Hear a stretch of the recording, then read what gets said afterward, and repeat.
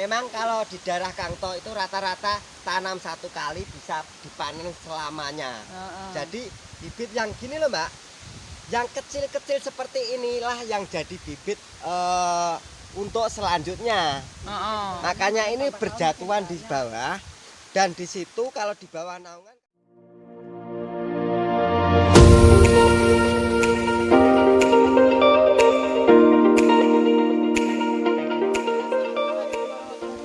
Jumpa lagi dengan channel saya Sisi Kurang Official. Hari ini saya berada di lahannya Pak Kang To Kancil. Nih, Mantap ini. mantap sekali ini. Lihat nih, perkembangan porangnya sangat luar biasa.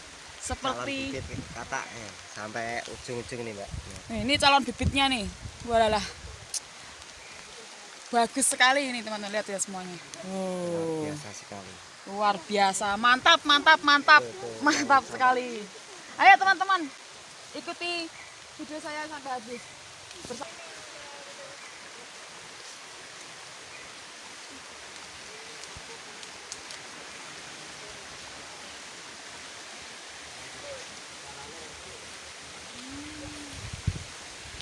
Calon bibit kataknya luar biasa. Nih, calon bibit kataknya ya teman-teman. Mantap. Nggak usah ragu pokoknya kalau membeli bibitnya dari Pak Kang To Kancil. Nggak usah ragu. Sudah pasti terpercaya ini. Ini untuk bibit di daerah Kang To Kancil itu untuk pengambilannya itu enggak dibilang kuno, tapi yang penting hasilnya. Hasilnya. Kalau bibit bagus itu rata-rata biar sampai repah atau lepas sendiri dari batangnya sini Mbak. Iya. Jadi nggak asal kita ambil, misalkan masih lengket di sini atau apa, itu kurang baik, kurang sempurna. Iya. Dan ini saran buat pemula, kemarin ada yang punya channel itu enggak Kang To itu misalkan menyalahkan atau apa, enggak, itu katanya kalau panen kurang cukup 1 tahun panen dari bibit katak. Nah itu kurang maksimal hasilnya. Jadi bila jenengan ingin menanam misalkan dari bibit katak, usahakan kalau pengen hasilnya itu lebih maksimal dan untungnya itu bisa, kalau misalkan 2 musim untungnya itu bisa 3 kali lipat dari yang pertama gitu. Jadi kalau dari bibit katak 1 musim terus di bongkar, itu sebenarnya yang rugi itu yang nanam. Kalau misalkan punya dana, itu lebih baik ditanam 2 musim. Jangan 1 musim maksudnya. Karena untuk bibit porang dari bibit katak itu kalau 1 musim itu rata-rata umbi paling kurang lebih 1 kilo lah. Kadang nggak ada kalau dari bibit katak. Itu kalau misalkan ditanam 2 musim itu bisa 2 kilo sampai 4 kilo bahkan. Dan bibit katak itu semakin banyak musim, semakin daun ini lebar, dan bibit katak yang dihasilkan semakin banyak.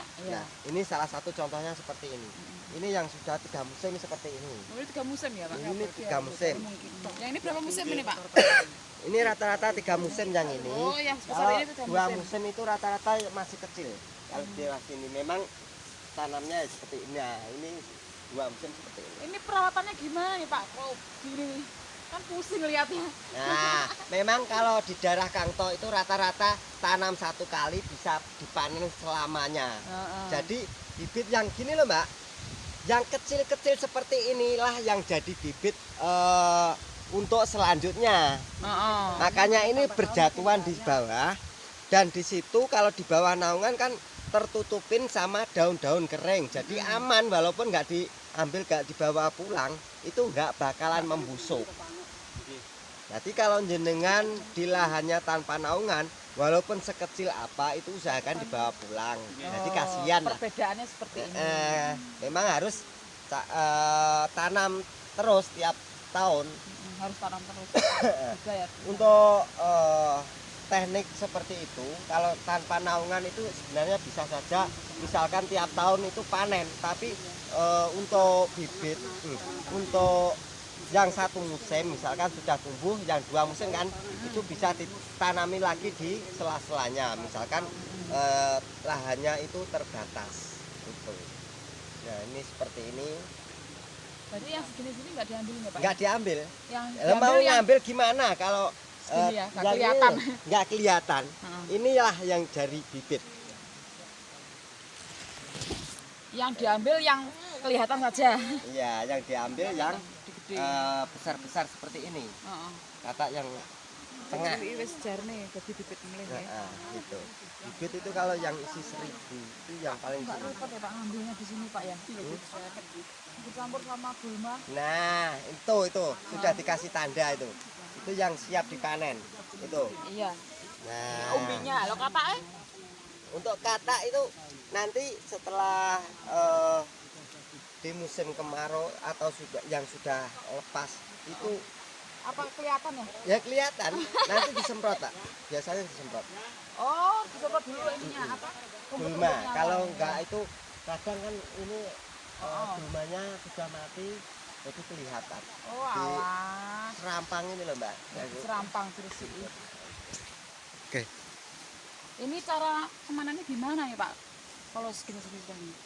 Ini makanya untuk daerah Kangto umbi itu rata-rata dipanen bulan 6 dan untuk batang ini benar-benar sudah nggak ada, sudah hilang, makanya tanahnya kan nggak karu-karuan. Kalau nggak dikasih tanda itu nggak menemukan, jadi sulit karena ini bekas pohon ini kalau sudah batangnya ini hilang maka kan posisi ini repah masih musim penghujan dan itu bekas lubangannya ini akan tertutup tanah, makanya sulit untuk pengambilan umbi.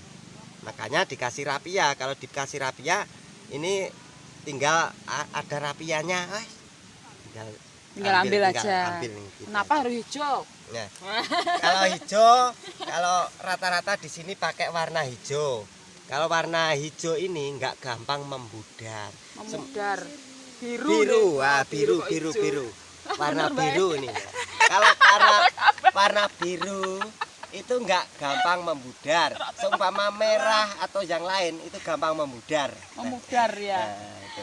Ini loh Mbak. Keliru semua. Nah, itu loh. Umbinya naik nih. Oh, mulai ini naik. mulai naik ini apa tanahnya ya? Kalau tanahnya kelihatan mumbul apa mumbul? Rata-rata naik. Kalau umbi yang sudah besar tanahnya akan naik bila di bawah itu keras. Umbinya besar. Nah, tanahnya agak keras pasti naik. Kadang ada akarnya itu naik. Nah, itu. Ini tanahnya ya Pak, kayak berpasir-pasir ya Pak ya? Iya, kayak Nah, ini semakin tanahnya. Segini berapa kilo Pak kira-kira? Nah, kalau untuk yang kisaran segini itu paling enggak 3 kilo sampai 4 kilo. Satu genggaman saya ini. Iya. Bisa 3 kilo sampai 4 kilo. 4 kilo. Ini memang sudah siap panen ya? Ya siap panen kalau yang kasih. 3 tahun. 3 tahun. Itu sama luas Pak? Seket. Kata Oh. Sebesar ini Iya, 50 katak.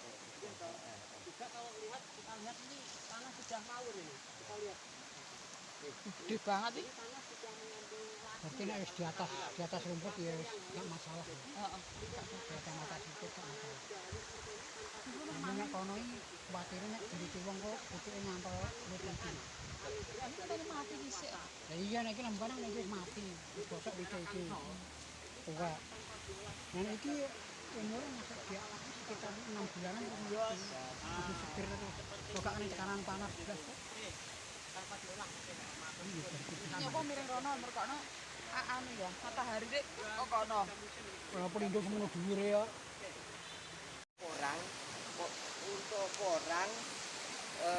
Untuk pemupukan yang terbaik dari tanah.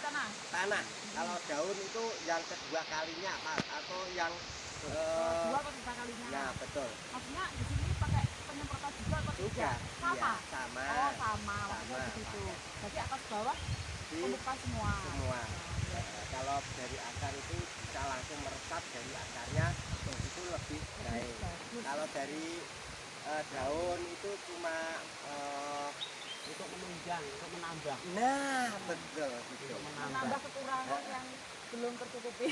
Kalau orang masak dikasih bumbu, tambahan bumbu. Ah, Ngejap. iya. Lebih sedap lagi. Oke, udah ketemu tadi. Saya bilang gumun itu apa Kang Toh? Heran. Heran. Kita heran tanpa diolah tanah sudah jos. Jos. Sudah Lumayan bagus. Seperti ini tanahnya Jadi lagi. tanpa olah tanah Di bawah-bawah banyak sekali ini laporan. Tanpa di apa? Siangi. diolah masyarakat sini untuk budidaya porang. Oke. Lanjut Kang Toh. Enggak semua ya Pak ya. Enggak semua loh ya wilayah di sini atau di daerah saya itu bisa seperti ini. Bisa, pokoknya jangan khawatir buat dulu semuanya. Ini pesan dari Kanto, ayo monggo tanam porang, karena tanam porang itu sebenarnya cukup mudah. Yang penting yang pertama bibit, yang kedua tanah, yang Bibit, atas tanah, dan air. airnya. Enggak di tanah sawah, di hutan, di apa, yang penting bisa merawat. Kalau di dataran rendah, usahakan sistemnya sistem bulut. Karena kalau nggak dibulut itu air nggak bisa, nggak ada irigasinya, otomatis akan ngembong lah. Gembung. Bacet ya Pak. Bacet. Terusan ya, Pak. Oke, siap. Eh, Dulu semuanya jangan lupa mampir ke channelnya Susi Porang Official. Jangan lupa like dan subscribe ya. Mantap, mudah-mudahan dengan channelnya beliau bisa bermanfaat bagi dulu-duluku semuanya, terutama di dunia porang, bisa ditiru contoh sistem tanamnya Susi Porang Official. Mantap. Ya, salam sukses buat dulu-duluku semuanya. Wassalamualaikum warahmatullahi wabarakatuh.